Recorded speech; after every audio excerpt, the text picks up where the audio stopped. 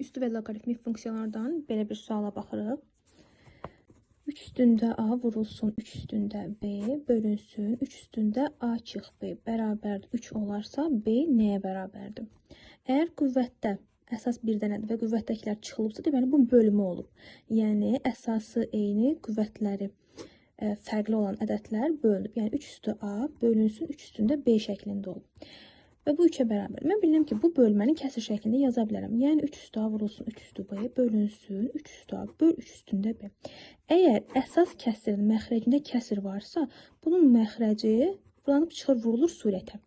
Yəni olur 3 üstü A vurulsun 3 üstü B vurulsun bu məxrəcdəki 3 üstündə B bölünsün 3 üstündə A-ya.